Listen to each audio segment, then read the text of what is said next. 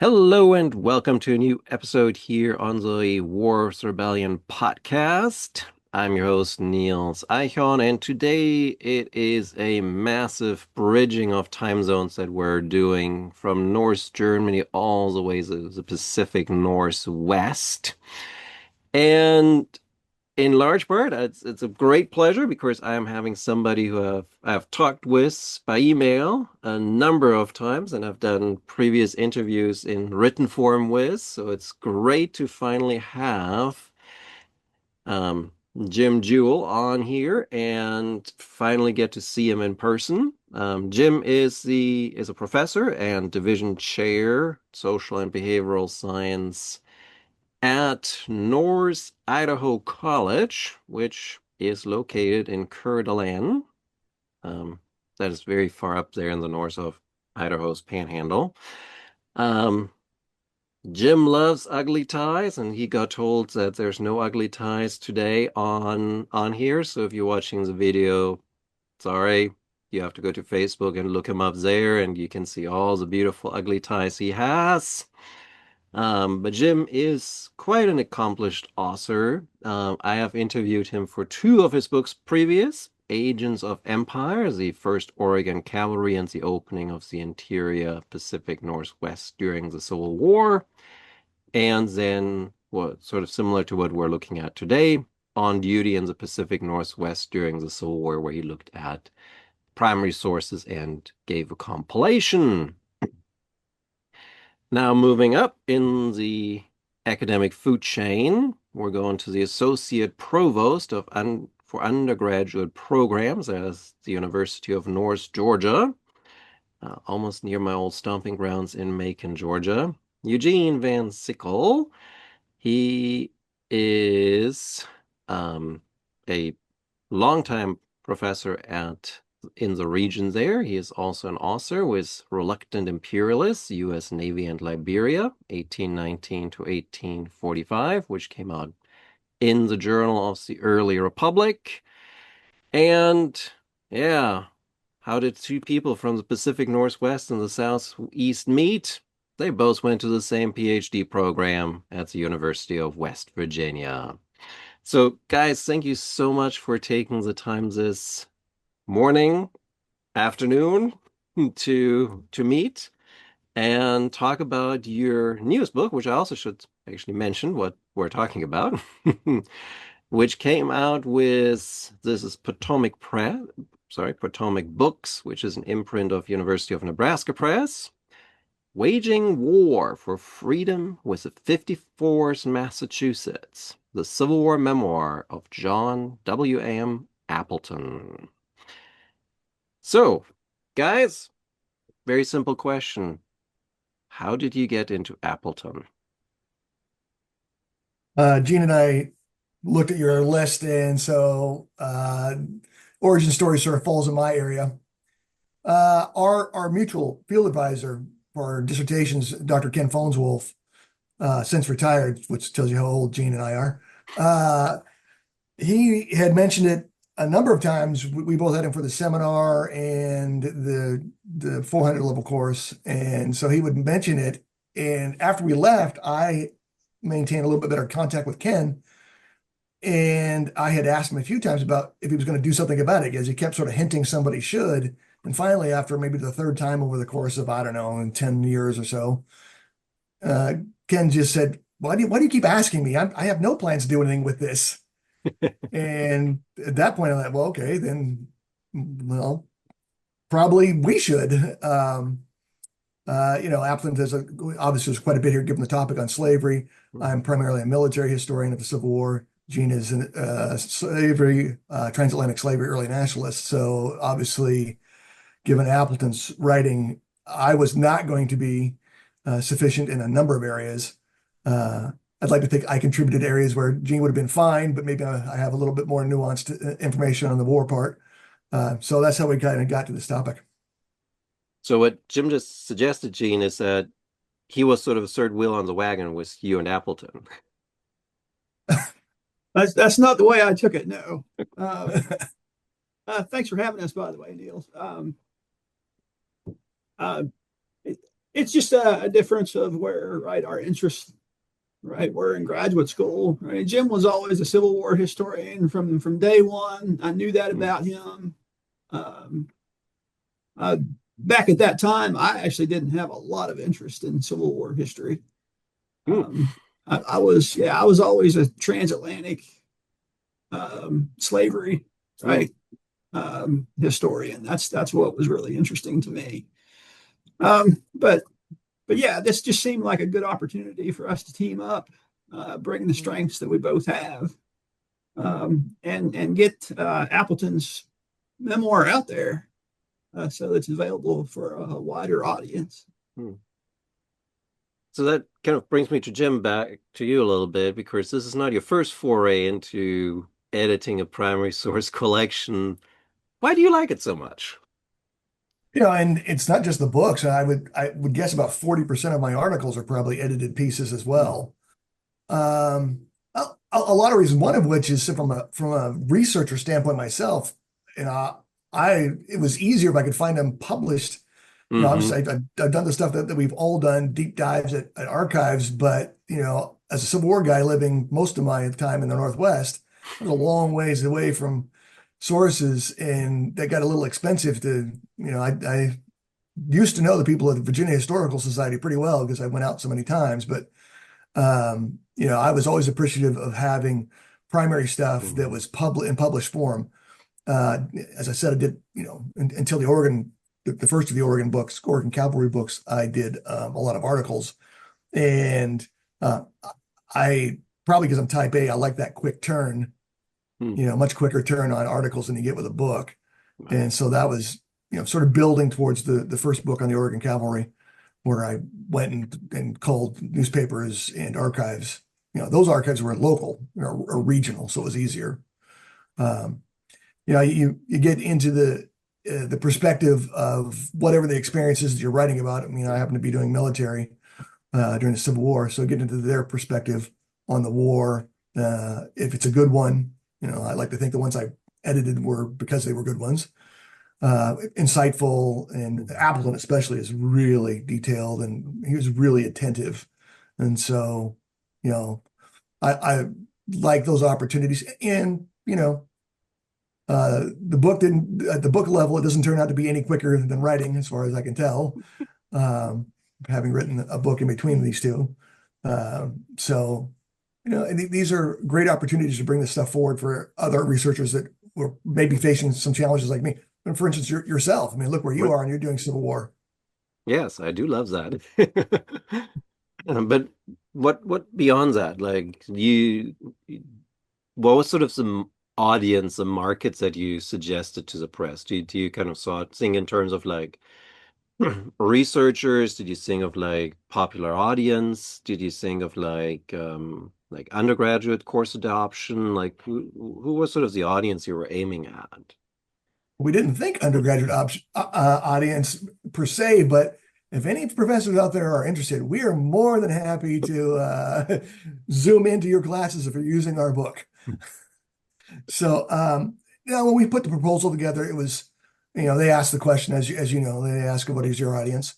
And so it was serious scholars, of course, but also serious students Hmm. because of the primary nature, but because he's so detailed, we do feel this has got a broader audience Hmm. or more people in a general reading, Civil War reading. I don't think, Gene, feel free to jump in here, but I don't think the average historical reader who reads David McCullough Right. or something like that is probably going to jump on this. But a really interested Civil War reader would probably still find this pretty Hmm. interesting because of the way Appleton writes.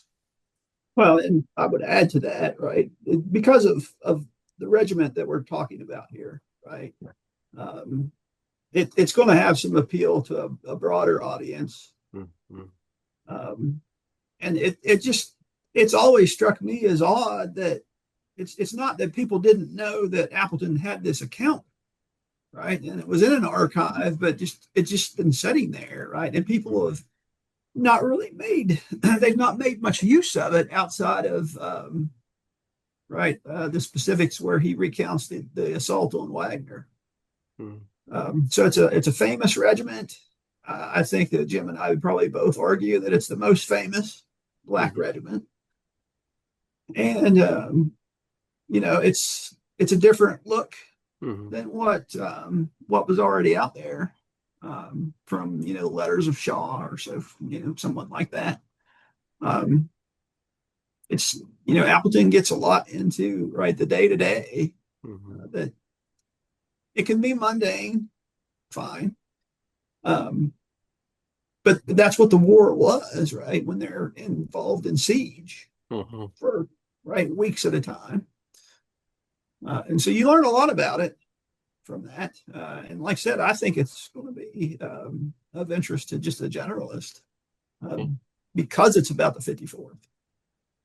Yeah, and it's like if you look up at my heads there in the books, like I think there's a copy of like diaries and like stuff you get at Barnes and Noble that sometimes that's what you find. Like it's a diary or a letter collection that gets published that speaks to the state's history. So you never know. Maybe you can find yourself on Barnes and Noble one day and go on a book tour. Hmm. Well, I haven't seen it at our local Barnes and Noble, but I'd be happy if they did. I think Eugene has a better chance to see that in his and in the Atlanta Yeah, area. You guys hopefully have a somewhere Barnes in and there's Noble in Coeur d'Alene? yeah, it's in Spokane Valley actually, but Okay. we refer to the area as the Spokane Coeur d'Alene area, our region. Okay. All right. That takes that. Um, so this is an interesting project because you took an archival document, you edited it, and prepared it for publication with sort of lengthy introductions to each section. Um, so a couple questions in that I want to kind of think about like the process and how did like start with like let's start with how you divided up the work. Was this like Gene did the transcription and Jim did sort of the annotation, or did both of you transcribe parts of it? How did you divvy this up? Hmm. We divided all of it equally. We both transcribed, Hmm. and I would say that after we looked at it, after it went through one time, we came back to look at the whole completed after we Hmm. merged. I would say we transcribed somewhat poorly. We had Okay. we had a, we noticed a lot of typos, and it wasn't any, neither one of us was particularly bad at it or anything. I mean, his handwriting is actually pretty good. Hmm. His spelling and spelling is somewhat off, and his punctuation is particularly casual. Problematic. I would say problematic, his Okay, punctuation. yeah, Hmm. spelling wasn't too bad, but yeah, the punctuation was yeah, okay, problematic works. But the handwriting was pretty solid, so Good. that wasn't really the issue. It was just it's a lot, and we were trying to make use of our time as quickly as we can, and so transcription divided that evenly. Divided, I think it's even, or maybe Gene's got one more chapter. I'm not sure in terms of uh, providing the primary introductory stuff Hmm. to the chapters and the intro and epilogue. And Gene had the front end, and right around Wagner, which we both did together for a previous article. Hmm. Was sort of the delineation point, and I did, I led on the stuff after Gene led on the stuff beforehand. Hmm. So it was it was a really even division of labor here, both on all of it. And so we were both engaged in all parts of what, you would Hmm. normally do as you go through and edit and annotate a piece. Well, And I would say too that right the way we split it out, it did. I think it paired up with sort of our right the areas that we trained in hmm. better because I have a better foundation when it comes to the subject of slavery in the United States, and that was important, right, Hmm. to provide that type of context Hmm. at the beginning of this memoir, and so that's why we split it up that way, and then once we get into the meat of the military campaigning, that's where Jim took over. Hmm. So did you guys edit each other's work? Because you can't tell the voice difference between each other. Like Oh when I'm yeah, you we happy when went. about that. Yeah, that's good. That means we did it well. Yeah. Um, but we did go back and forth. hmm. Actually, there were a lot of collaboration, a lot of editing, Mm, conversations, right? So those were pretty frequent, mm, just checking in with one another. yeah. Um, hey, I think this. Hmm. And then we would basically, right? So then we would talk about it and make a decision, right? And that's how we did it. Mm. So Yep. what would you say was the hardest part of it? The time difference. Is it time? I mean, you gotta get a Trying job on to, the East Coast, Jim. I mean, dang. there was an opening at one point where Gene's at, but that didn't, Yeah, I well, that probably gave a serious was thought, Ann but I opted not to. Tucker's job. But That was probably when Ann Tucker got hired, right? have to talk to Gene. I don't Yeah, know. yeah. Well, Ann's been here a while, Yeah. so I that's think I been several applied at years North ago. Georgia once or twice.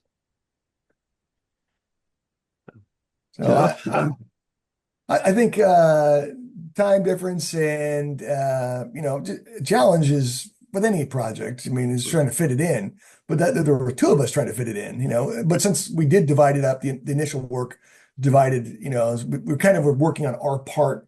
mhm. First, and then okay, I got this done.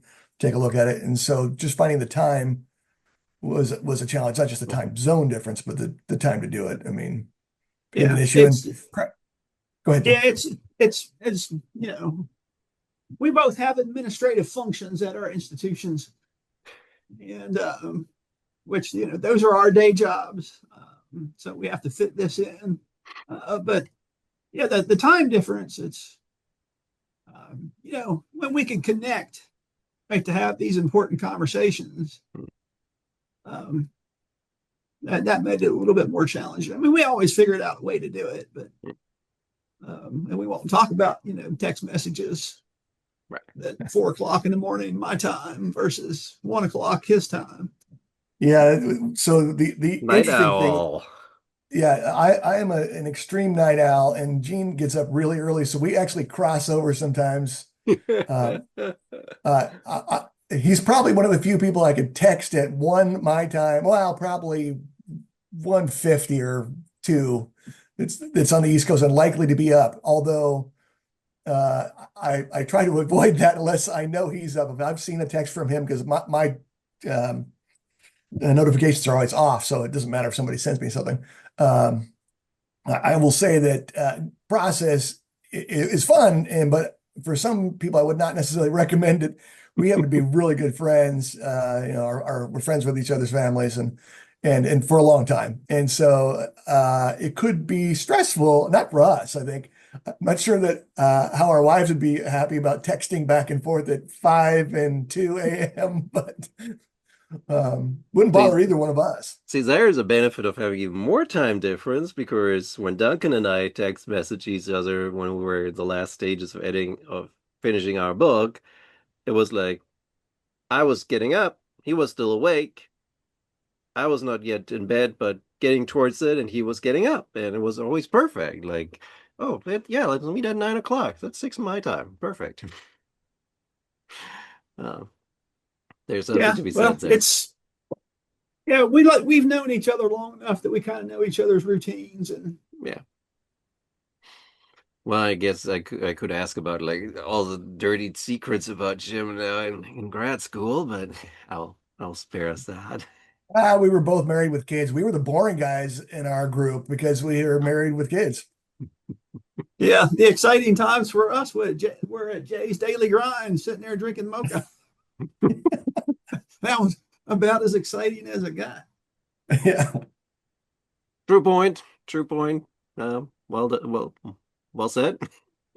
Um, so I going back to the book, I did notice that like sometimes when you have edited collections, the authors decide like when there's like a name introduced or like a location or like anything of that nature that they do a footnote and kind of provide explanation, and you kind of decided not to do that as far as I could tell. Was there sort of a thought process behind of like how far you were going to annotate the book and or the manuscript, how much you were going to explain things, or was this sort of like um just let's just not do that?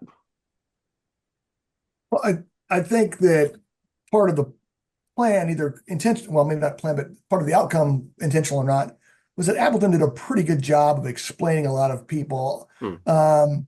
and places. We did some of that. At least I feel like we did some of that, but we didn't overdo it. There Hmm. can be a point where there's a tipping moment where, like, okay, well, you've done too much, and we've all read edited collections where it's just too much.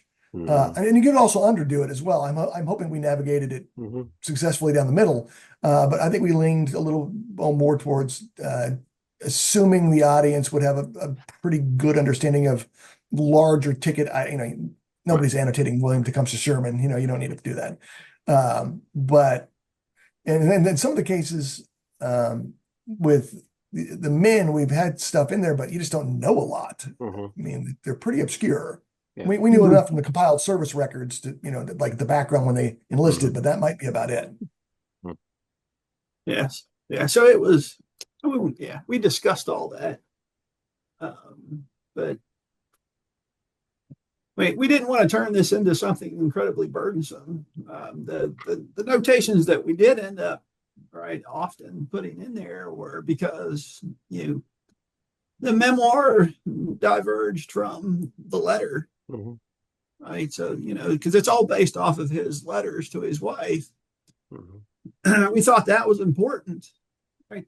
To call out those places, Hmm. or things that just were, if it puzzled us when we read it, there's probably a notation there, right? And there are a few things because he'll mention some things once in a while. I'm like, well, what's he referring to here? And so that leads to a little side research project and Hmm. figure out what it was, and we notated those. But Right. if we knew what it was, I think to Jim's point, we kind of assumed that, right, a general reader would probably know too, Hmm. and so we didn't need to put a notation there. Right. Um, I love it. Let me follow up with one real quick, Niels. yeah. Gene did most of they did all of the on-site legwork. Let me rephrase. He did all of that. He's the one that went to Morgantown. I contacted a now completed PhD student who to see if he could make copies for us. And fortunately, he already had some. In fact, Mm. he did it for Lorianne Foote's Oh. book, and so he had them ready, and we were able to supplement his meager graduate student income, as we well remember those days. But given the proximity, Gene went up and actually did the on-site, so he really got hands-on and got to really go through the thing. Something I did not do. Mm. So there wasn't quite a 50-50 split because he had to go and travel to his alma mater a little bit. Uh, as I like to do to point out at the map, I'm a lot further away from Morgantown than Georgia.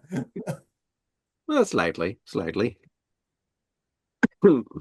So let's get towards the book more in how would you classify it? I mean, it's a memoir, but it's also sort of a regimental history of the 54s. And oftentimes when we like I'm thinking here of Adam Donby's this book in part, but there's sort of a growing perception that we have to be cautious with some of these regimental histories because they're written after the fact, they're embellished at times. Authors kind of want to make sure their unit looks nice in these. So, like, how did you feel about that? Was that something that you had in your mind as you were working through Appleton's memoirs that you kind of were like, okay, we need to be cautious about it, or were you kind of feeling like, yeah, we can trust this guy? Well, going in, this is where our division of expertise, all of the slavery background and the abolitionist background is just really Gene's area of expertise. But we get to the military side of it. I've gone through and having my own collection down in my basement library, just a huge number of regimental histories.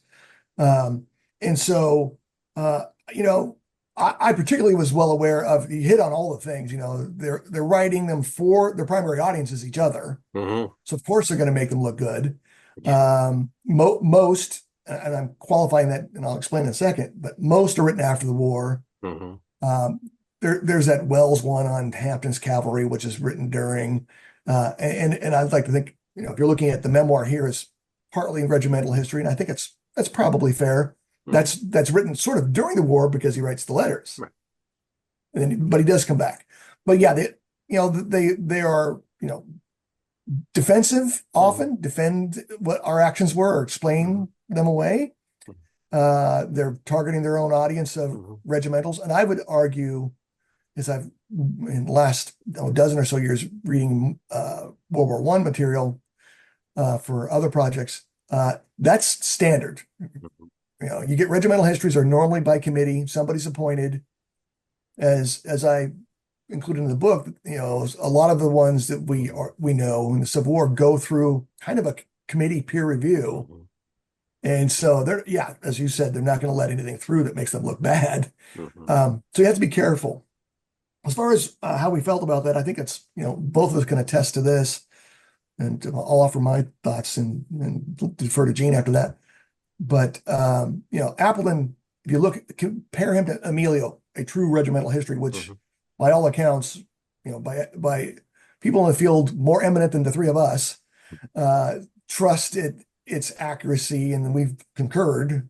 Mhm. And so comparing it to the Emilio book on the 54th, it's pretty accurate.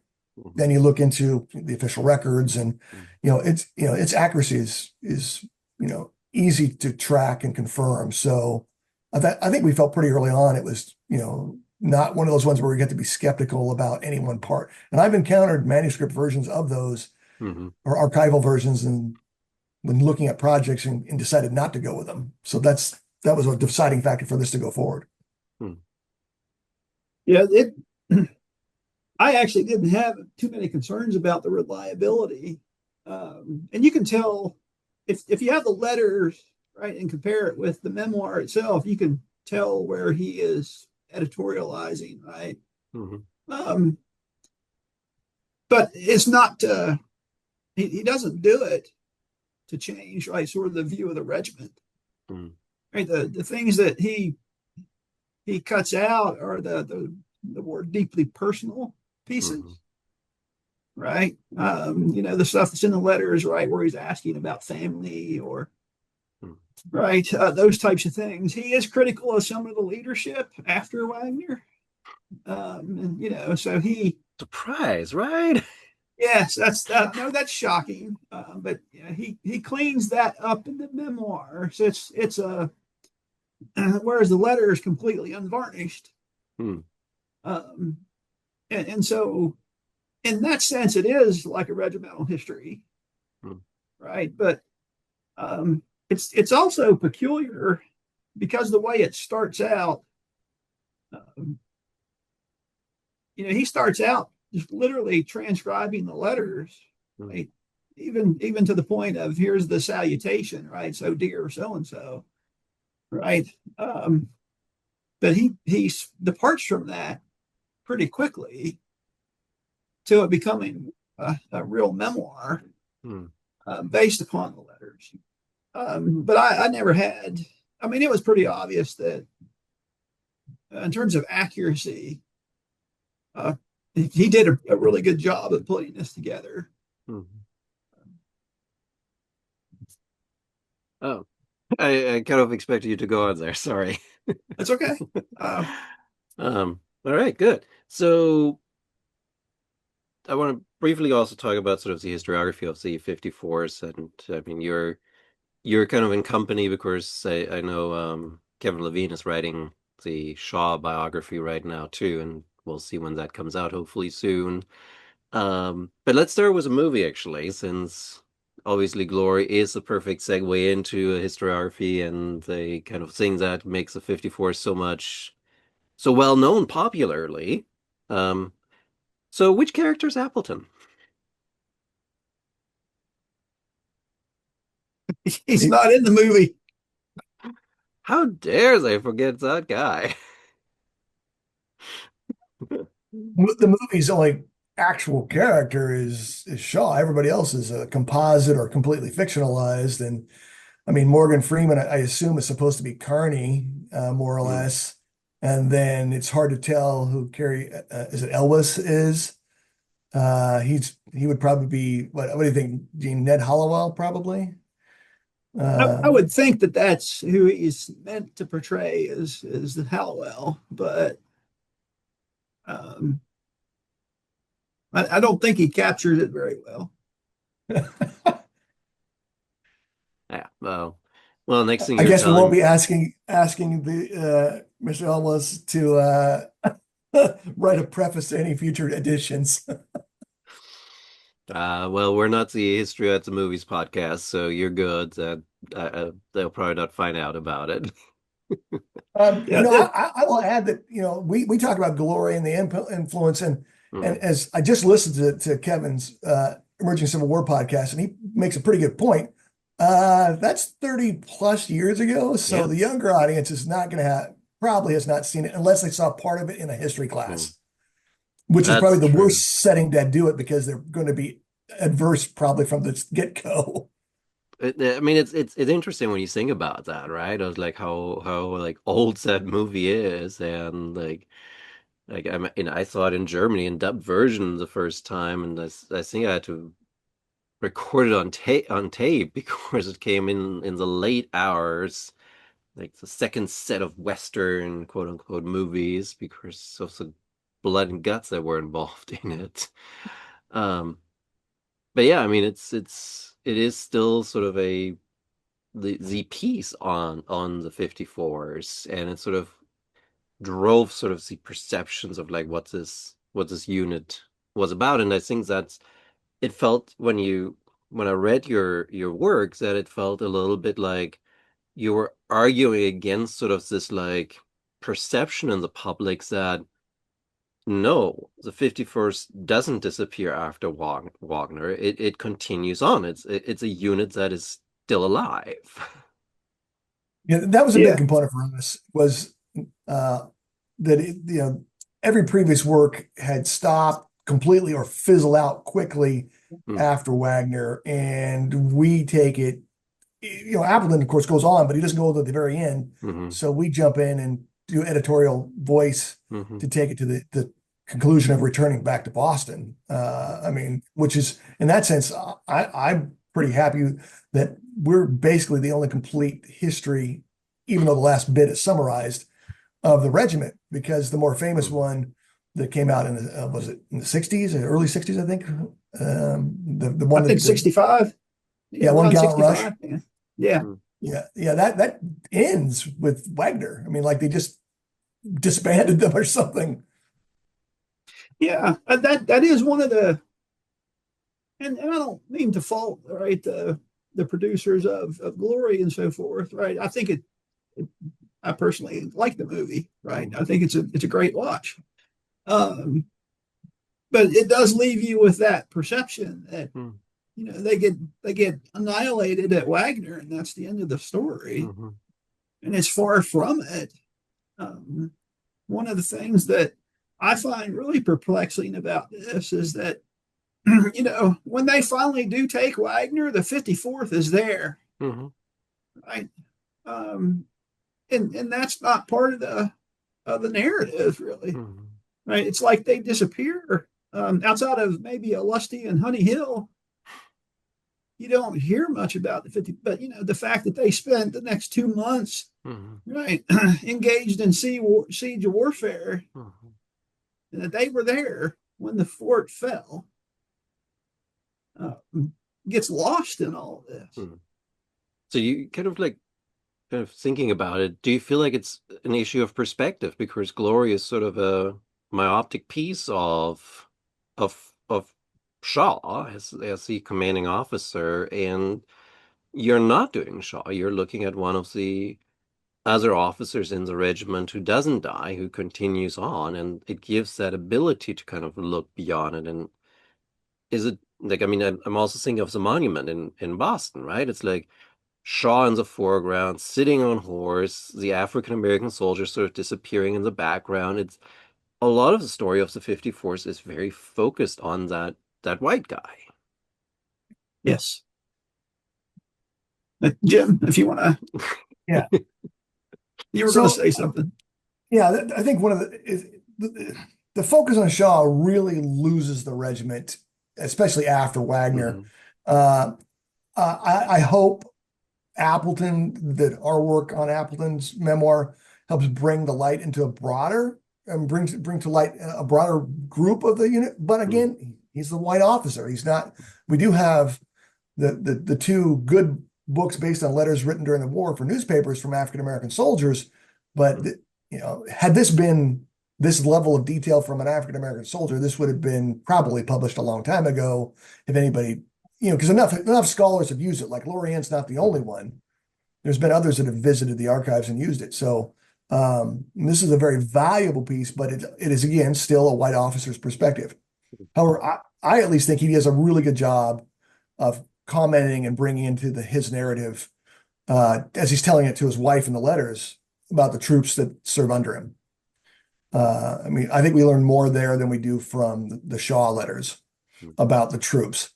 And the movie, of course, is, not only does it end prematurely in terms of what the regiment does, because the protagonist is killed, but it also makes Shaw not just central, which is fine, it's the movie, you need your lead character, but it gives him more presence than he actually mhm, had.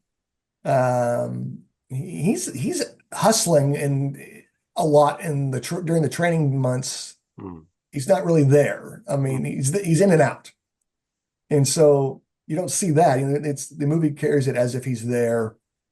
That's not the case. Appleton, I mean, this is after Shaw dies, but Appleton will be acting commander on they kind of rotate between the senior leaders there. When the colonel's gone, the lieutenant colonel and then Appleton are like officer of the day for the whole regiment. Although in his case, sometimes it was several days, mm, and then a couple of times for a couple of weeks.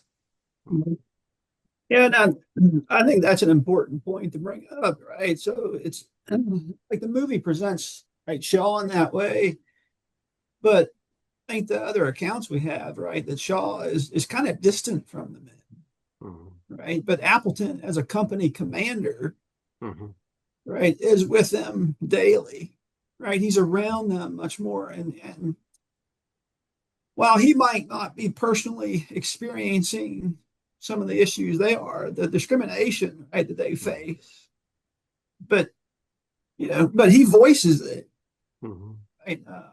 In his letters to his wife, right? It affects him. You can tell that it affects him. mhm, And so the issues that matter to them matter to him. mhm, And when you read the letters in particular, you can see, right, that passion comes out, right? mhm, Um, the thing I was most struck about, right, in this with Appleton is he felt that it was necessary for him. He had to impose discipline on the men, mhm, but he really didn't like it, mhm, right? And the thing he um, hated the most was, executions, mhm, right? Um, and I do wonder what he might say if we could have a conversation with him about that. But just from the letters, mhm, right, and what he says in the memoir itself about, right, here these guys are, they're fighting for freedom, they're fighting to end slavery, but yet they're being executed, right, because they've broken some military law, mhm, right? Um, and so there's this contradiction that he's paying attention to. mhm, He's powerless to do anything about it, mhm, but I don't think you get that from right Shaw's letters. mhm. Well, I'm kind of feeling like I'm gonna have a hard time when trying to get Kevin on here when his Shaw biography comes out. Well, I just to go ahead, Gene. I was going to say, I mean, I'd be curious to see what he's going to have to say about that, and he might disagree Hmm. with what I just said. Yeah. Um, Maybe I should but bring all of you into a conversation and see how like the two different perspectives kind of mash I, up. I listened to that podcast just the other day, as I mentioned, and Kevin's, from what I got from my takeaway was, yeah, he's pretty critical of the the popular perception of Shaw. Hmm. He's not having it. I mean, certainly, Kevin, if you hear this, if you disagree, let me know. Um, but I'll that was my tack him. take. Yeah, well, good. I mean, he and I communicate a little bit through Messenger, just a little. But I didn't get the sense that he was certainly not buying into that. And Mm. so he's going. It sounds like he's going to bring a new perspective, a more Hmm. realistic perspective to Shaw. So I don't think we would be too far apart. But let's since Eugene opens the doors to this, let's get into the book a little bit because that was one of the big pieces that you had as sort of a reoccurring theme throughout the chapters, that issue of punishment. And it didn't feel just like that. I mean, yes, Appleton disagrees with some of the harshness of the punishment sometimes, but it also seems that he didn't agree with it because of from a racial perspective, that he felt African Americans were, or his African American soldiers were more harshly punished for things that white soldiers got away with. Yes, yeah, he comments about that multiple times, and it shows up in other work on black regiments, right? They, in some ways, military justice, right, reinforces, right, sort of this racial system, Hmm. right? And it's this is me sort of reading into what he had to say, so I Hmm. want to preface it that way. But I think he's aware of it. Appleton understands the importance of military discipline, Hmm. right? And he says that I'll do it, and he does lay hands on right his men, and he did assault some of them, Hmm. right? In his enforcement of military discipline. Um, but his awareness of that before he actually becomes a leader of black soldiers, right? I think it evolves, Hmm. right? Especially after he starts to see the speed in which um, trial and then execution takes place Hmm. once they're on Morris Island. Um, it gets to the point where he won't go unless he's directly ordered, right, to executions. And he writes a couple of times about Montgomery, right, who executes soldiers for desertion, right? There's that one example where a soldier, right, is caught trying to desert. Montgomery asked him point blank, "So what do you have to say for yourself?" And these guys like basically nothing. He said, "Well, you die at 9 o'clock then," and that's the end of it. Hmm. Um, and Appleton, my read on this is Appleton thought it was wrong Hmm. for such swift and violent, Hmm. right? Discipline. Hmm. Jim, you want to add something? No, the Dean's covered it. Right. Do you feel like that, like, I mean, you note in the introduction, I think it was that Appleton on purpose wanted to be part of a black regiment. Do you kind of feel that contributes to his perception about, like, and sympathies for some of the issues that these soldiers are raising in regard to, say, discipline, but then also, as we'll talk about in a minute, maybe the pay issue? Well, I'll hold off on the pay issue since you've laid it for down the road. But I mean, one thing we know for sure is that we don't know a lot about Appleton's pre-war abolitionist uh, Mm. sentiments. I mean, his family is pretty clearly abolitionist. We don't know to what degree he was. Mm.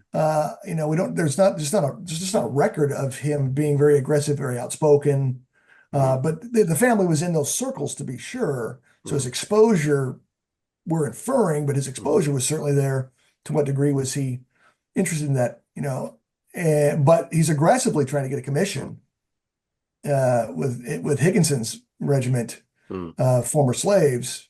I mean, he's lobbying, he's getting people to write letters for him, and was going to get a commission had Mm. the 54th opportunity not come up.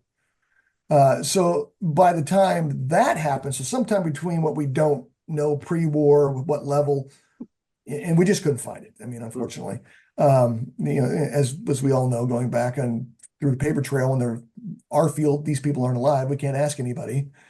Um, Sometimes that's good. uh, so we can't answer those questions. But Mm. clearly, by 62, he's ready to go and is eager to join in the fight. And then Mm. his writing in the memoir, and Gene can attest more to, there's not a lot of difference what he's told me and what he copied.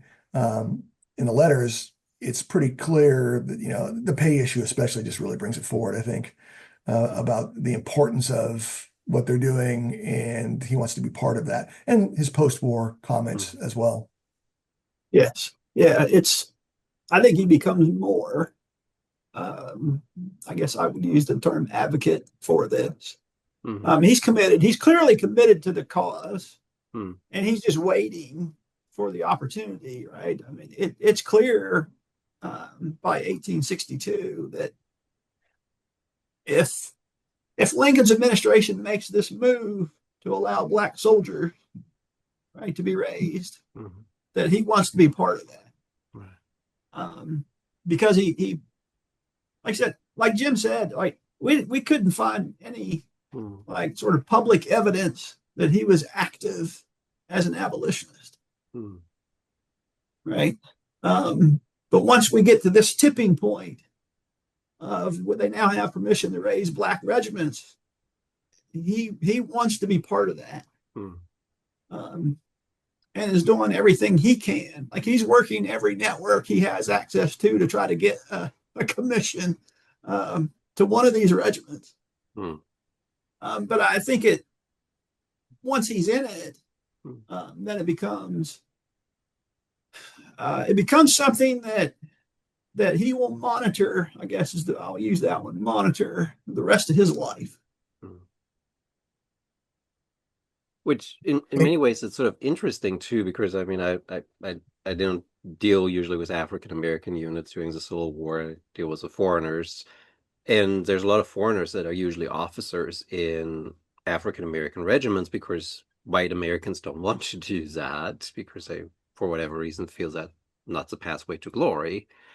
But it's interesting that Appleton is not joining a regiment beforehand, right? Like you have Shaw who joins units beforehand, but here's a man who purposefully waits the first year of the war to then go as an African American unit. Yeah, yeah. He's not like the other officers for the regiment in that most Hmm. of them had already joined other regiments. Yeah. Even right the Quakers, right, the Hallwell brothers, right, they had already joined up and were serving in other regiments when the 54th is formed. Hmm. But yeah, Appleton waits. Hmm. Sort of unique that and he's waiting, and it's not like he's, because a lot of these officers were young. Mm-hmm. Luis Emilio is, I mean, a number of them are teenagers, Yes. but Appleton in his 30s. He's the oldest guy. Mm. So I Mm. mean, you could say like, hey, maybe Luis Emilio is waiting because he's just kind of too young to serve, really. But what's Mm. Appleton at 30? I think 35. I think, if I can remember correctly. Well, Um, so he was born in 32, so he's thir- 30 in yeah. 62. Okay. Yeah. Whereas, yeah, Mm. Emilio is 16, right? Because I mean, he's only 17 when they're at Wagner. Whoa. Wow, that's crazy to sing, right? Yeah. And the Yeah. guy ends up commanding the regiment at almost 18 because everybody else is injured or dead. Right, right, yeah. Good God. Can you imagine as an 18-year-old having that responsibility on your shoulder? Like one of our students? Yeah, exactly. Ooh, that's a crazy one. But take it away, pay issue, since it is pretty much almost in every single chapter of the book. So, um, yeah, tell us about the pay issue. Well, I mean, that was an issue that went on for 18 months, Mm. right? I mean, that's actually how long those men went without pay. It took an act of Congress to change that. And Jim can talk about the Quaker Oath and so forth, but um, this is one of the areas where I think Glory, right, to bring that back, does a really good job of highlighting, Mm-hmm. right? But I think it also distorts it a bit, Mm-hmm. right? By making it seem like it wasn't an issue for as long as it was, Mm-hmm. Yeah. right? These are men who have volunteered, Mm-hmm. right, to fight for this cause, to serve the United States, right? While they have family back at home, they're being evicted, Mm-hmm. right? Who are going hungry, and when they're fighting at Wagner, Mm-hmm. right? Um, the ones that were from New York City, right, have family members being killed. Right. Um, all the while not getting paid. Now that multiple times in Appleton, this is why it's in multiple chapters, because multiple times the paymaster comes out to pay the regiment, and but they only want to pay them the $7 a month, right? And they just flat out refuse. Like, no, we signed up under these terms, Mm-hmm. and so they refuse over and over, even when, right, Governor Andrew in Massachusetts, right, offered to make up the difference. It's become principle by this point Mm-hmm. that we want paid the same as white soldiers, and we will not accept anything less than that. And there is this one moment. Um, it's actually I can't remember now if it was Thanksgiving or Christmas, but the men made a joke out of this, right? So they're playing games, right? And they tied a pair of pants and $13 to the top of a pole and greased the pole, and so whoever can get to the top of it gets the pants and 13 Right. bucks, which is what they were promised to be paid, right? That's just a quick sideline, but right, that to me that was an important moment because the men understood what this was about, right? And the principle. So it becomes about principle that they won't accept anything less because they knew if they did, they've already faced discrimination. They're facing discrimination as soldiers. And if they accept that, right? And you see this over and over, not just in this book, but the literature, right? This is about manhood, Mm-hmm. right? And so they sacrifice that if they accept anything less than the $13. I will add that, and I'm happy to explain the Quaker Oath as well. Um, but I will add that the pay issue is the most important one because the government makes it so, because they don't honor what, because Appleton is recruiting saying you're going to get the $13 the same as any other unit, because that's what he was led to believe. Mm-hmm. And then that's why it's so important. I mean, one, they were told that at the beginning, and as Gene's pointing out, this is about equality, and they get it.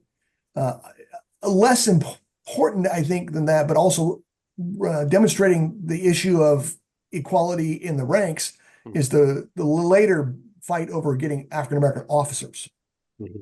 which Governor Andrew plays a key role in making that happen.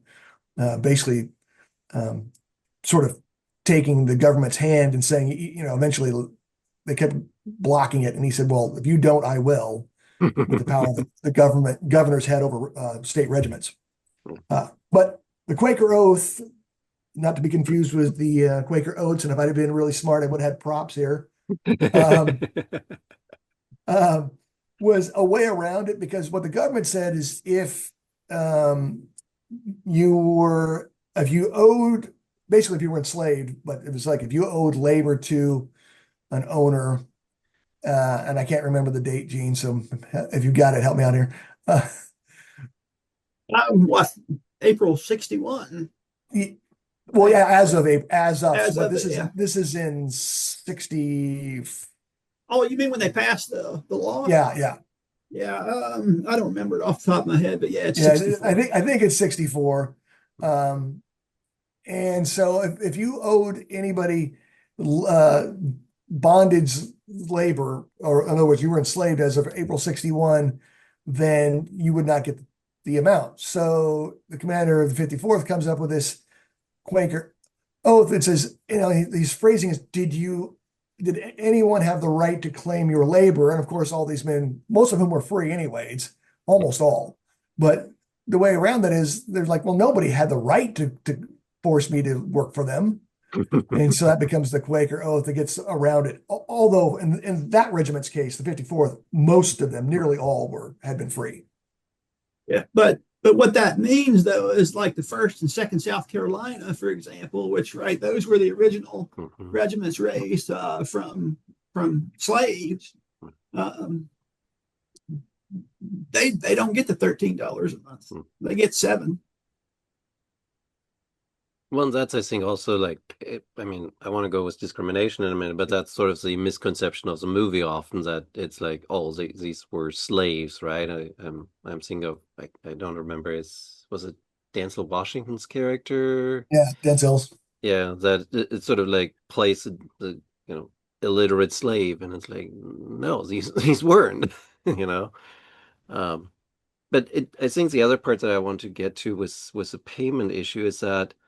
Right? It's sort of like you're fighting for your country, you're fighting for the freedom of your people, you're being discriminated against in pay, but you're also discriminated against with regard to politics.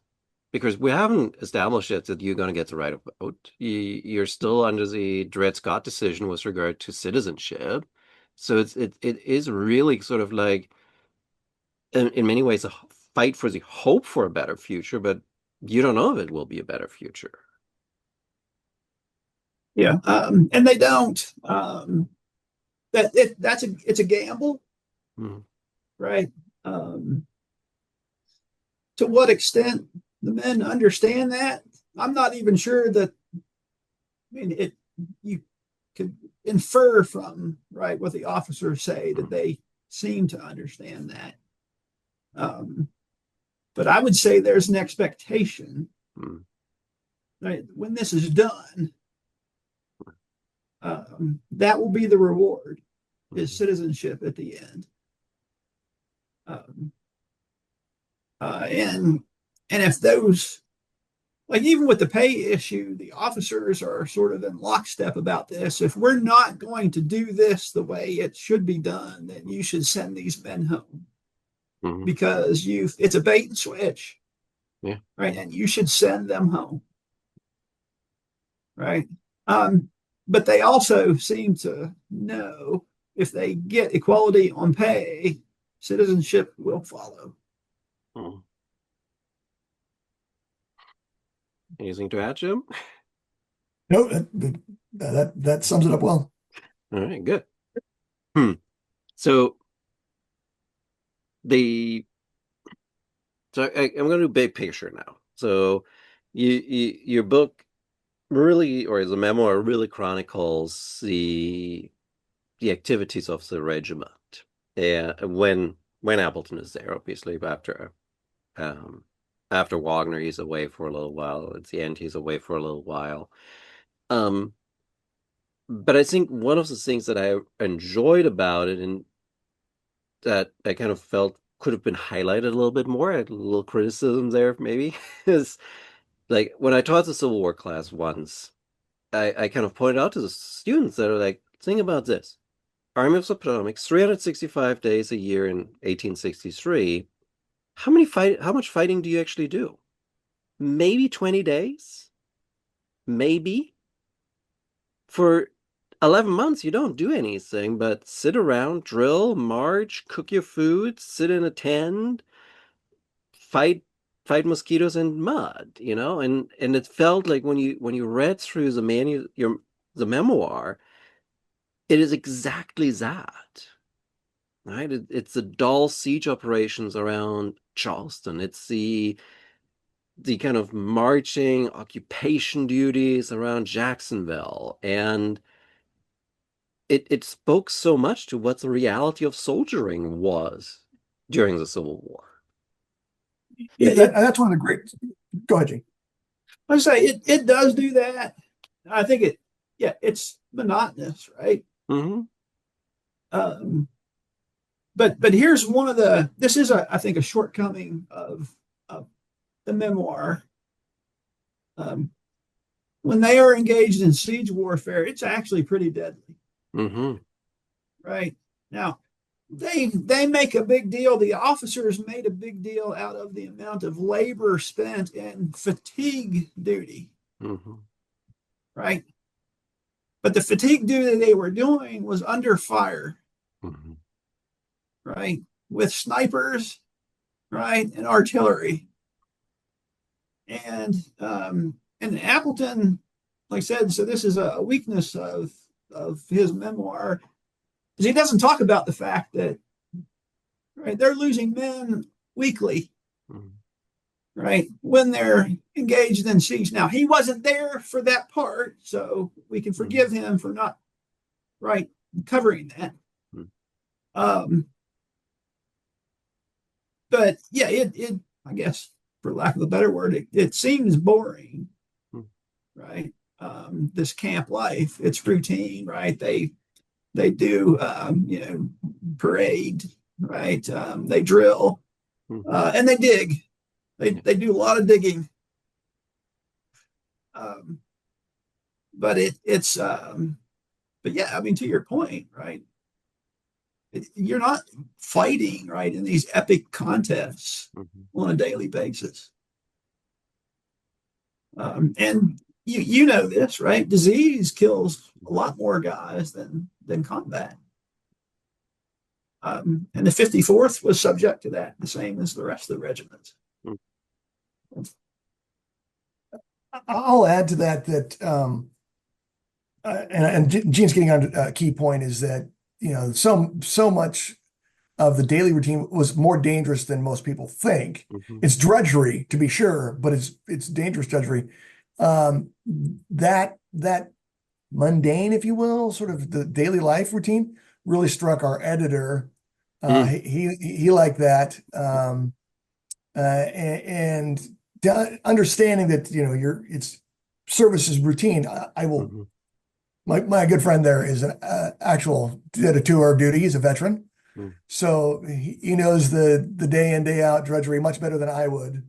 Uh, of service. So I think it's one of the strengths. Actually, it is a weakness. He doesn't do more, but I think there's more there than most memoirs you see. So while he could have done more, I think there's more in his book than most memoirs about the day to day routine. So it's kind of is the glass half empty or half full situation compared to everything else that we're likely to see. I do Yeah, enjoy that I found some things that you disagree on. I'm critical of Appleton in this regard, right? About this one thing, right? Um, but at the same time, I'm also fascinated because he writes about all of this other stuff. It's like you don't expect. Like he's talking about right the guys being right threatened and chased, and in one case, a guy gets bitten by a shark, right? Yes. You know, you not what they're at war, right? Um, and he's talking about guy getting bit by a shark or the men being terrorized by an alligator. You know, You even have dental care. There was a brief passage on dental care, like wow. yes, yes. And let's not forget about the rebel flies, right? They're constantly biting everybody.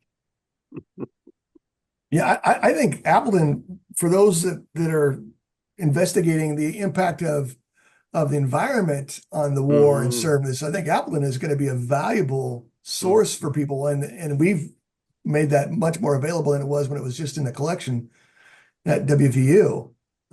So I mean, he does get into all these sort of unique and sort of odd in some ways. The sharks and the alligators certainly. I mean, most of these guys are from New England or the Middle States.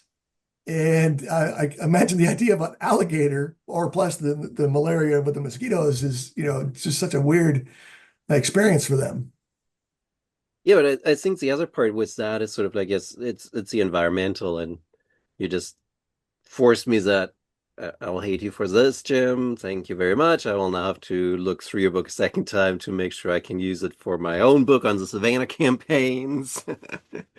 Um, but sensory history has become so big in the recent years, and it struck me how much of that is in there too, right? Of those things that in like 40 years ago, historians just glance over and were like, nah, not important.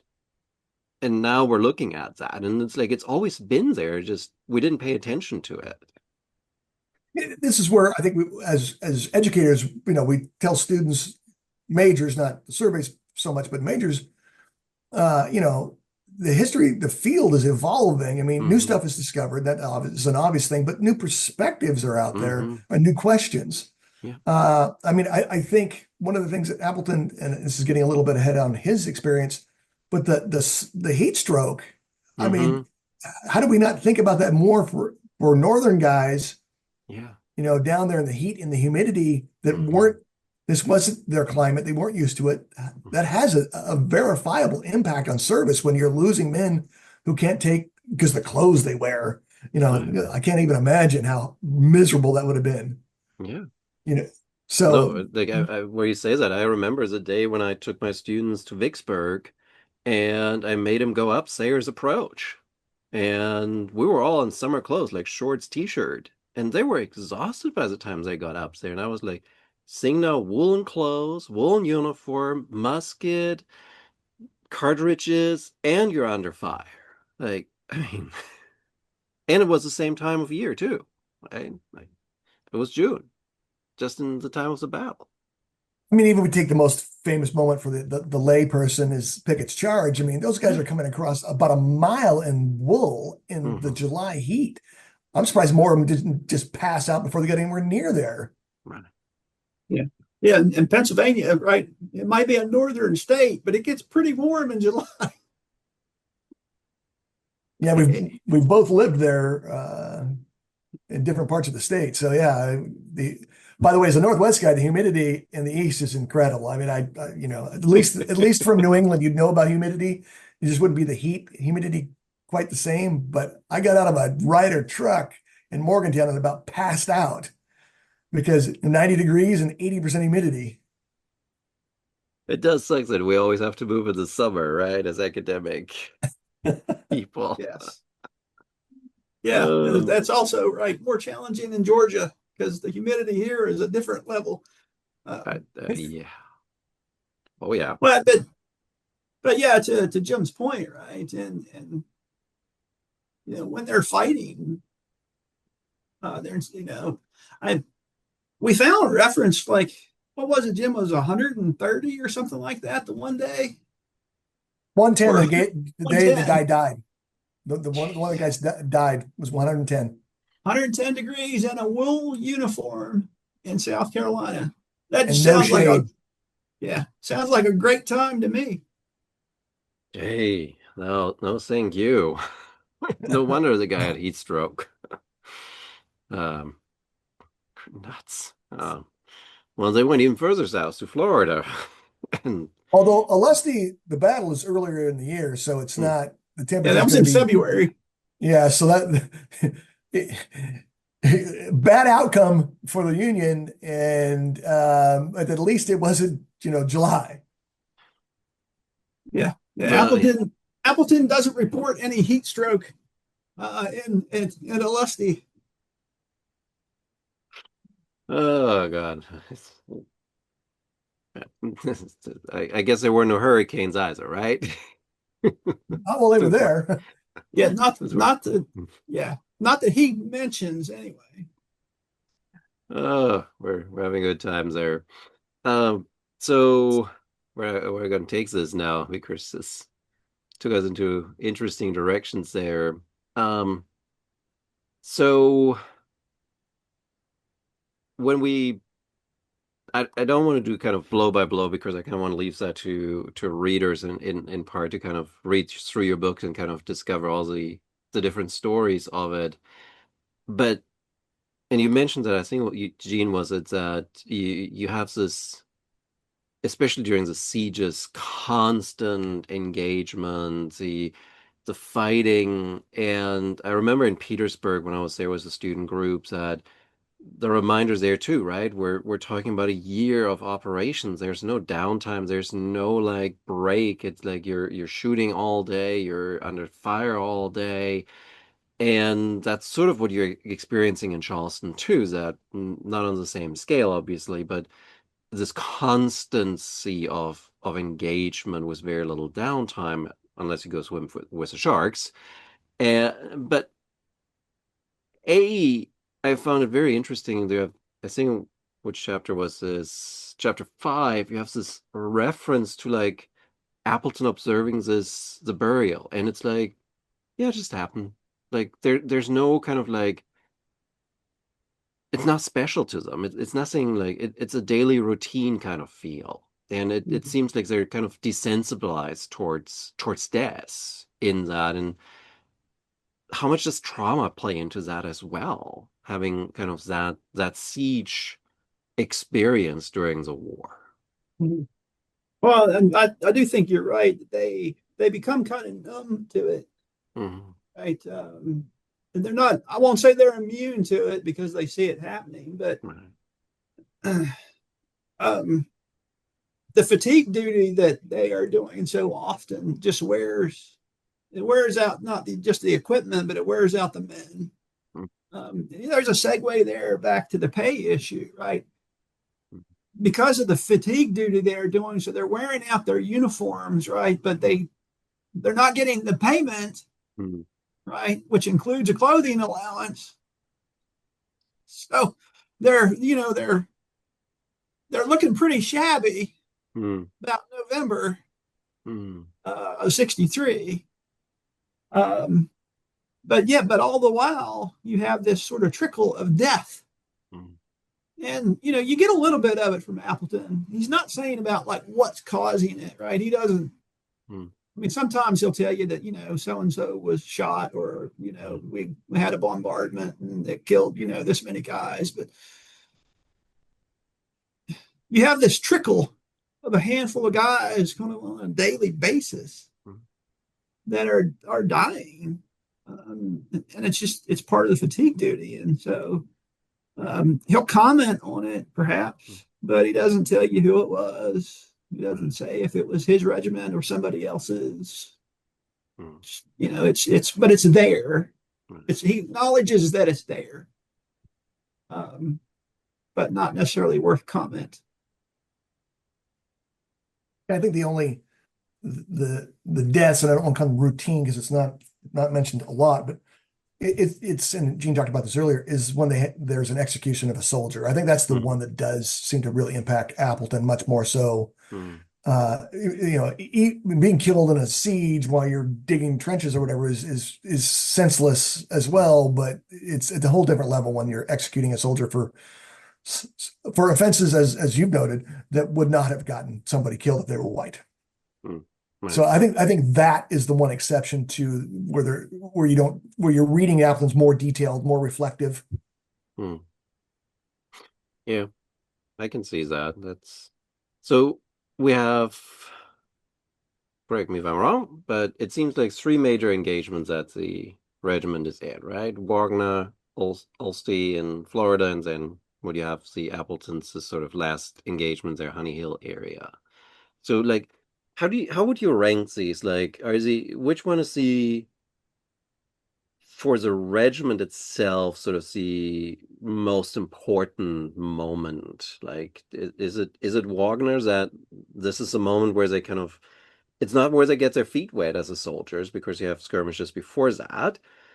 Is it because it's the most devastating moment of the regiment that's why it has sort of a big impact, or is it more the last battles that they're which one would you say is sort of the one that for the guys is the most important one or most impactful one? Real quick, Appleton's gone by the time Honey Hill happens. His injury is part of an earlier, same exact plan is to try to cut the Savannah and and Charleston Railroad, but it's an earlier attempt at that. I mean, it's Wagner because of the casualties. Grimble's Landing, which is one of the major one before, sometimes called the Battle of Grimble's Landing. Mm. Would they did good work there. It's in the movie. They bail out the white regiment, protect them keep them from getting cut off and captured. So that may have gotten them some press, but ultimately it's Wagner that gets much more press. So I think, particularly for us in the modern times, and I'm trying to pull away from the movie because that's the emphasis, but even without the movie, I think that's the one that is more impactful for historians and historical study because of the level of demonstration of their willingness and ability to fight and die for their cause. So I think that's the easy answer, but it's also the right answer, at least in my mind. Yeah, I would agree for two other reasons, right? Why it has to be Wagner. Even though, right, we really want to emphasize that wasn't the end of the story, right? Yes. But it has to be Wagner for two other reasons. The first is, right, the popular narrative in the white community, right, on the front end of this is that, right, African Americans couldn't soldier like white men, right? They couldn't do it in the same way, to the same degree of proficiency, those types of things. But the other thing that's, I think, important, and it is in the movie, right, is Darien, right? The stigma of Darien. And it's there to the point that even the soldiers, the few accounts that we do have, the soldiers themselves disagree about whether they should or shouldn't be engaged in that kind of warfare. Right. And so, but that's what's been in the press, right, related to the 54th before Wagner. So I agree with Jim there, but I would add those two reasons as why the answer has to be Wagner. I didn't pick up on it, but is there any perception within the regiment? Because I can't recall now if you point. I think you do mention that there are new recruits arriving to kind of supplement the ranks eventually. Is there any kind of like moment where it's sort of like there's a hierarchy, I guess would be the word choice here? Is that sort of like, well, because you weren't at Wagner, you're not as much part of the regiment, for kind of, it's very simplistically put, but sort of like because we struggled through the trauma of Wagner, we're kind of different from the rest of the regiment that comes later in as recruits. I didn't detect any of that, at least not in Appleton's memoir. And I would think part of the reason why is because their losses are so heavy. So, they're not just replacing, 50 guys, and so they start out with 1,000 men, right? That's their full strength of their regiment. But by the time they actually lead the assault on Wagner, their effective fighting force is down to 600 and something.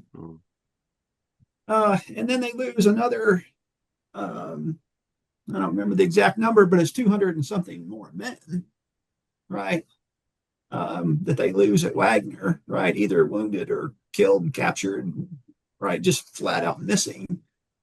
And so they're replacing a substantial chunk of the regiment. So the only place that I can think of that somewhat gets close to that is when they finally get paid. The guys who've been there longer, right? Yeah, I think it comes through in a sort of a weird way there, because they're getting more money, right, than the guys who are newer. But I didn't detect, and I don't know, Jim, if you saw any of that anywhere, but I think that's part of why they're replacing so many men. Yeah, I didn't see it either. And they're also replacing a lot of officers too. Right. I mean, officer ranks were really thinned at Wagner. And Appleton eventually survives that, but I mean, he too was replaced because he's severely injured. And but I didn't see any of that. And maybe he didn't see it. I Mm, mean, it certainly didn't record it as far as I recall as we went through it. But then again, maybe he didn't see it mm, as well. I mean, he's not one of the men too, so. right. Yeah, I think that's a good point, right? He's what happens in their tent, for example. Like Mm, he's not necessarily seeing. right. So they kind of banter between soldiers of like what they're doing in their free time when there's no one around. Yeah. Yes. Um, so I think we've been talking for almost an hour and a half at this stage, so I want to wrap slowly up, even though there's so much fascinating things in your books that we could talk probably for another hour. Um, but what was the most fascinating thing that you when you edited this book that you discovered? Like those things that you found like just the most interesting like story or something. For me, the thing I found most unique for sure, because I hadn't seen it before, is his detailed commentary about his traumatic brain injury. You don't see that in a lot. I mean, as far as I know, I don't recall seeing it in any memoir. I Mm, mean, he's hallucinating, and he mm, talks about seeing little green men, and you don't see that in a Civil War memoir, especially. And that comes from not the combination of the heat stroke, but especially the cannonball that just mm, misses killing him. mm, And then when he falls to the ground and he's limp and just slaps down on the ground there, mm, and he's out for days. And as he's coming mm, back slowly, he's hallucinating while he's there. He goes home. He's under the care. His father's a doctor. mm, He's under the care of his father and others. And of course, we were fortunate to find in the compiled service record the letters back. mm, I mean, he never goes back after he leaves in '64 from mm, this injury. And they're writing like, he's still not, he's got, I think the dad pointed out, there's still the head injuries causing a number of things, including, interestingly enough, I think he had some diarrhea issues. And, mm, there's some interesting side effects from that much of that he comments, not all of that we found mm, records, but he comments on a lot of that. And for me, that was really interesting to see something I had not seen in a memoir before to talk about that kind of stuff. mm. That is actually surprising because, like I said, this is all based on the letters. And so I have to wonder what his wife is thinking in reading some of these letters about, there's this little green man is standing at the foot of my bed. It's like, you have to wonder, it's like, and she's probably not getting the full story either about like the real nature of his injuries. And he's writing these letters that, far as I can tell, right, they're not censored, so they're going straight to her, and he's describing these hallucinations, so she's probably terrified out of her mind.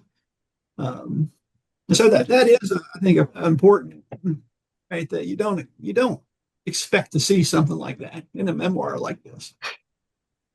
Well, I mean, I guess there's a movie to be made, right? That like Little Green Man that impacts the outcome of the Civil War. Um, but he gets a pension, right? That after the war, that based on that injury or not? Uh, I saw her apply for something. I don't remember. I assume he did. I mean, I don't recall seeing the paperwork on that, but she's in there asking after he passes away. Hmm, And I'd have to go back and look to see if he is already getting it at that time. I mean, he's certainly eligible. hmm. Yeah, that's what I was thinking. Um, but Gene cheated out of saying what he found the most fascinating in the book. He just piggybacked on yours, Jim. Um, but I am thinking that is a good one that Jen pointed out, right? The thing that first struck me the most, right, is here's a guy who's going off to war, Mm. And and not knowing the outcome, and he's writing about seeing the house of uh, Fanny Kimball Butler, right, in South Carolina, Mm. right. So she was the actress, right, that was married to Pierce Butler, the prominent slave owner, and so forth, and had that book had, well, I don't know if it was necessarily a book, but her publication comes out right in '63, and so here, okay, so I'm heading into this meat grinder of Charleston, Mm. right? But the thing that's on my mind is, hey, there's Fanny Kimball's house. Um, Mm. and he's describing, the different flowers and right and Mm. all this stuff, and he's drawing pictures of things that he sees, and um, yeah, that to me, I, that just, I don't know. The first time I read the memoir, it's like, this seems weird to me that this is where he's heading, but this is what he's taking time to write about. Mm. Yeah, Appreciate. Gene brings up a point that we should note is that he drew a lot in the letters and Mm-hmm. in the memoir. Everything we've included in there, it was he created that either in the letter or well, I think they were all the ones we used were all from the memoir, and there are a lot more of them. Mm. Was that a press decision to not include everything, or was that your decision to be like, okay, we're just taking Uh, a few of these? I think meeting of the minds both. I mean, they certainly had a Mm. limit on the number of illustrations we can include for sure, and that Right. was fractional. And we wanted to make sure there's a lot of the images too, which he has in his collection there. I mean, you Mm. can find them other places of the individuals, but he had copies too, which is sort of interesting. That's part of the curating of the history of the regiment. That his wife starts by cutting out newspaper coverage while he's Mm. serving, and he keeps doing after his service, but he also has all these images of everybody, and so he had to get them from somebody. Right. So he was is very intentional. Mm. Yes, and he everything that's in the memoir was in the letters, right, in terms of the drawings. Now, what's in the memoir, he might have, because he had more time, and Mm. right, so it's a little more detailed. But having compared them side by side, yeah, it's. Um, but I mean, some of it is just, they're kind of neat to see, Mm-hmm. right? But a sketch of an insect, for example, um, not crucial to the story we're telling here. I can see that, yes. And I think like it's been a while, a couple of days now, and a lot of has going on, but I think like for Wagner, he even shows where he was during the battle, right? Of Yeah, like the kind of yeah. I was there and then I walked this way and like he was it's incredible detail that he puts into these. But you'll also notice that, right, because when he comes back, right, when he gets back, right, Fort Wagner is in Union hands, and so Right. he can actually go to the Yes. fort. Um, and then he comments about all that. You get Mm-hmm. some of that, how they feel about after the fact, right, because Mm-hmm. of what happened. Now they're here later. Um, and so that was another powerful moment, at least for me, is, Mm. the first time he gets back to the fort after having been wounded there. Well, and he also something that I wouldn't say it's powerful for me, but something that did strike me is that they talk about the bodies that are buried when they're back there. Mm. Once the Union has control, then they can see where mass graves of dead, Union Mm. soldiers were. Yeah. Right. Well, this isn't necessarily in there, right? But because of the way they are approaching Wagner, right? So they're doing those Mm. parallels, right? Yeah. Right. And so they have 5 sets of parallels, right? And so um, they occasionally, as they're digging those trenches, they uncover dead bodies on a pretty regular basis.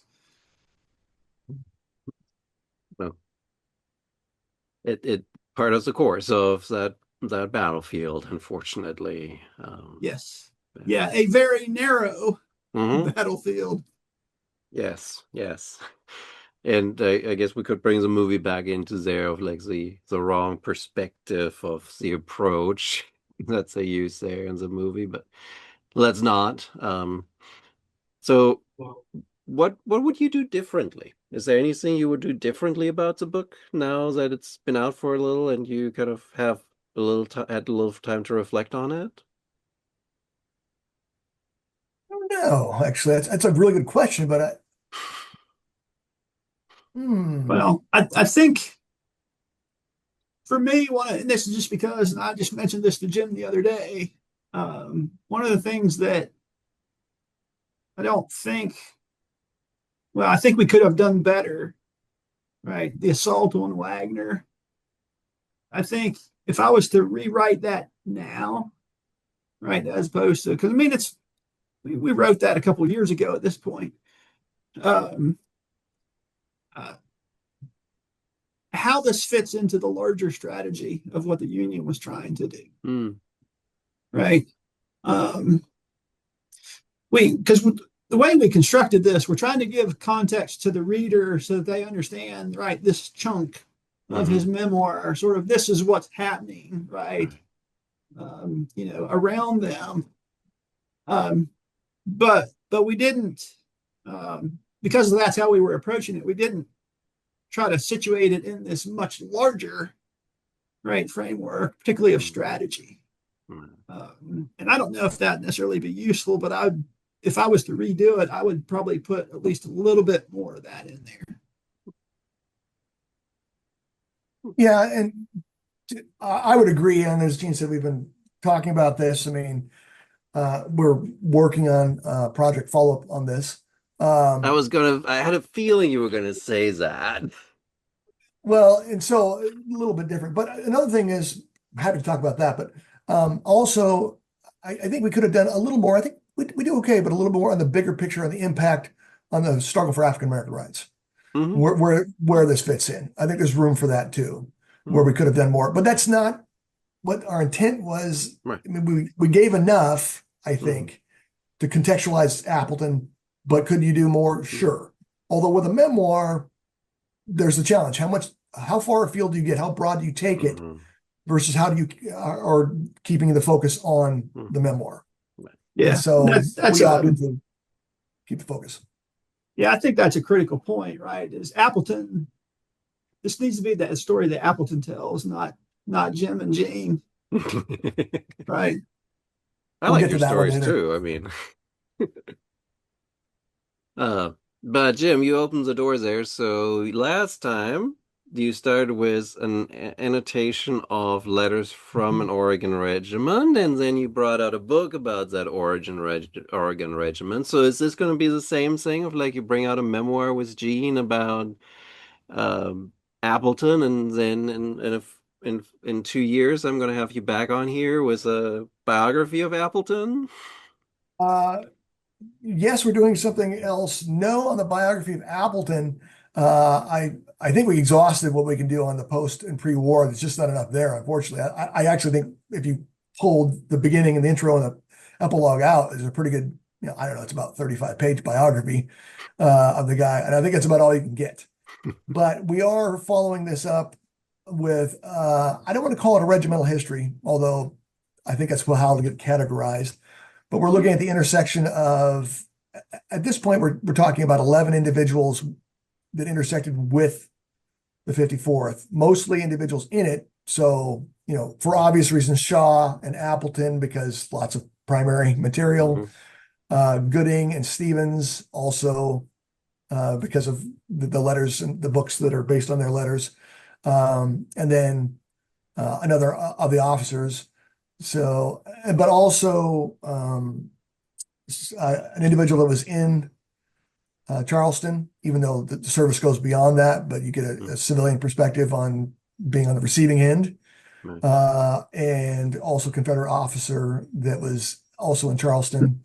Um, the idea is to look at this not in that regimental history sense, but in a Mm. humanized sense through Mm. the human experience of all perspectives. We're still struggling on we want a family, but there's just not a great paper trail. Mm. Uh, you know, uh, I've reached out to people that have done material on the Shaw family and have been assured there's just not enough there, unfortunately. But Yeah. Uh-oh. Looks like Jim just froze. Yeah. I can put a Quaker oatmeal over his face for a moment. That would be funny. Um, one of the things that's sort of odd about this is that we don't have, so we have Appleton's letters to his wife, but we don't have hers to him. Oh, so they didn't survive. Well, they're not in the collection with the rest of his stuff. Huh. So it's possible they're out there, maybe not. If they are, I don't know where they are. But I would like to. That's part of what Jim was alluding to, right? Is trying to get some of this more humanistic piece, or the human element of what people like that, right, are going through, right, in connection with the 54th. So, yeah, I mean, I understand why Appleton didn't necessarily keep them. Sure. Right. But so what happens to the letters that these guys are getting from home? Right. If we could find those, that would be, I think, significant. Yeah. Jim, I was talking about the fact that we don't have any of Mary's letters to John. Yeah. Right? But we have all of his to her. Well, let's try to be fair to poor John Appleton. It's pretty hard to preserve those when you're out in service, and he was wounded twice. So who knows Seeing what Little happens. Green Man. Yeah, the Little Green Man took him. Well, and one of his trunks does go missing. He doesn't mention that in the memoir. It's in the letters, right? Because he's actually kind of upset about it. So one of his, I think from the description, I took it to be a trunk of his things, right? His personal things. After he gets wounded is when it goes missing. Yeah, I lost connections there, so I don't know if you covered this, Gene, but there is obviously Massachusetts Historical Society has the Emilio collection and the 54th collection. There's a lot to see there that we have not seen.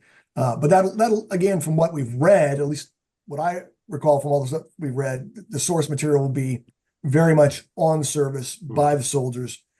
We're still looking for that home front perspective. And I don't know if we're going to find a great one. We can find some, but a great one.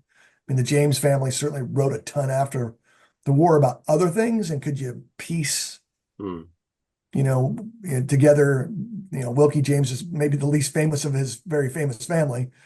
And could we piece together their experience as their brother and son was off at war?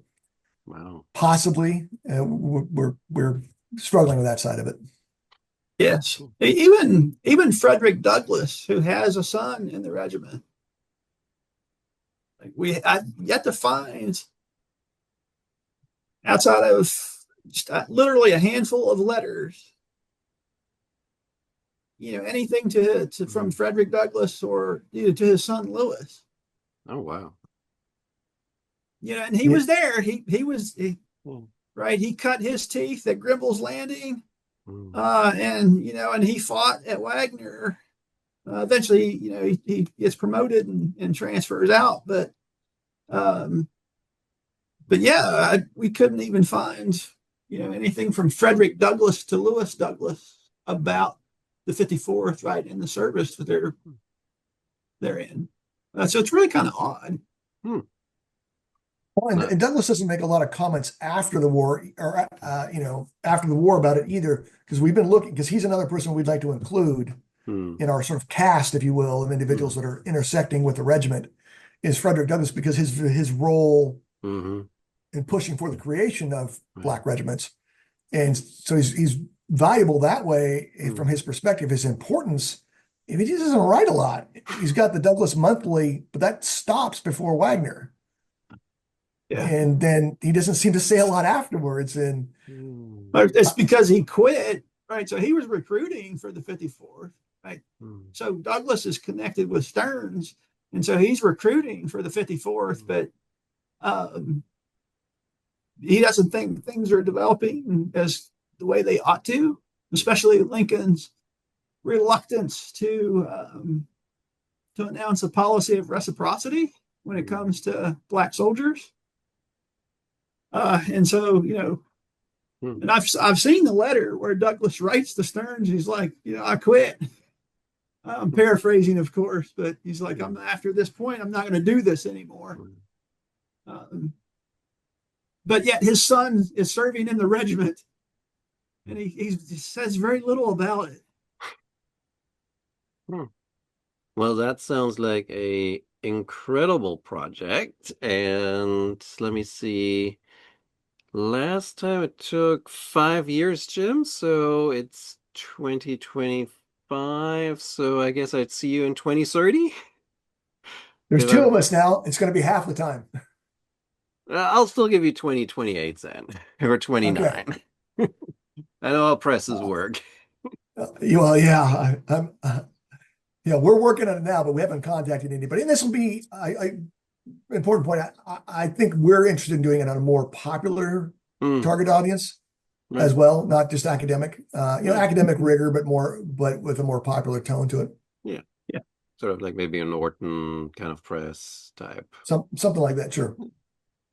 No, that sounds great. So I look forward to having you two back if and hopefully I will still be doing the podcast at that time in 4 years or so. And then I will let you have your ugly ties. I will have a whole slew more of them by then. And Gene's got some pretty bad ones too. Yes.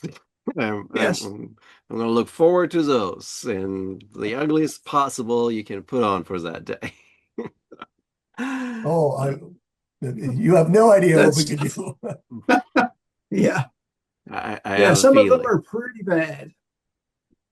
They should be like outlawed. They're that bad.